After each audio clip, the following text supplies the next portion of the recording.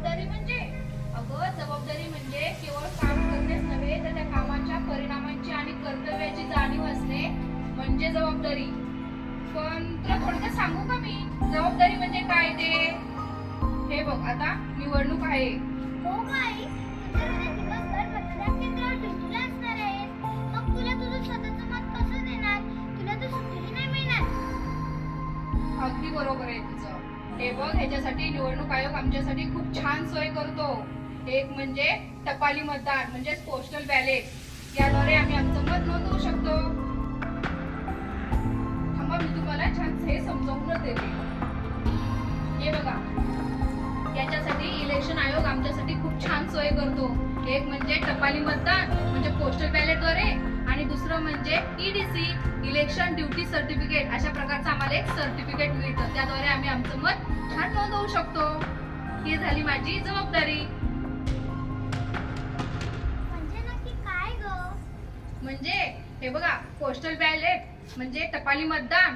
ते मतदानाच्या आम्हाला अगोदरच एक टपाली मतपत्रिका मिळते. त्याच्यावरती आम्ही ते मत नोंदवून ड्युटीला जाण्याच्या अगोदरच मत नोंदवून ते काय करतो एका पॅकेटामध्ये असं फोल्ड करून पॅकेटामध्ये सीलबंद करतो आणि ते आम्ही पोस्टाद्वारे पाठवू शकतो.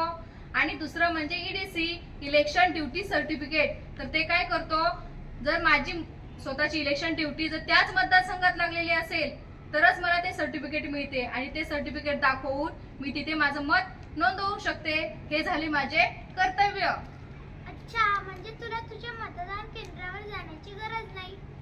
हो मला माझ्या मतदान केंद्रावर जाण्याची गरज नाही. आम्ही ज्यावेळेस ट्रेनिंगला म्हणजे प्रशिक्षणाला जातो ना तेव्हाच आमच्याकडनं एक फॉर्म भरून घेतला जातो आणि प्रशासनाला अगोदरच माहिती असते त्यामुळे की कोणत्या कर्मचाऱ्याचे मतदान कोठे आहे. त्यामुळे आमचा मतदानाचा हक्कही डावलला जात नाही.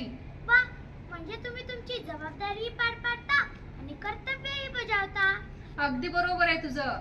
आम्ही आमची जबाबदारीही पार पाडतो म्हणजे उद्या मी देशाला सेवा पण देणार आणि एक नागरिक म्हणून माझा मतदानाचा अधिकारही मी पूर्ण करणार. समजलं का तुम्हाला आता जबाबदारी आणि कर्तव्य म्हणजे काय ते? हो हो समजलं मला. पण अशा पोस्टाने मतदान कोण कोण करू शकते? असे पोस्टाने मतदान अगं जे सरकारी कर्मचारी असतात ना इलेक्शन ड्युटीला लागलेले असतात त्यांना त्याची परवानगी मिळते. पण नेमकी परवानगी कोणाला हे निवडणूक आयोगातर्फे त्यांची यादी अगोदरच जारी केली जाते.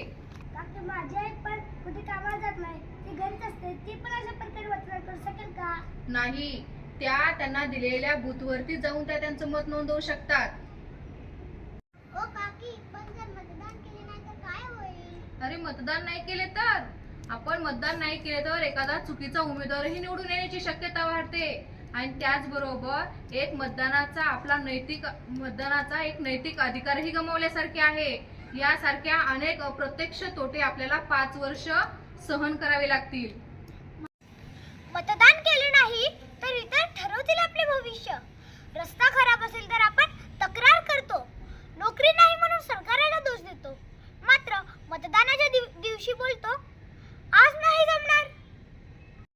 लक्षात ठेवा जर तुम्ही मतदान नाही केलं तर तुमचं भविष्य इतर ठरवतील.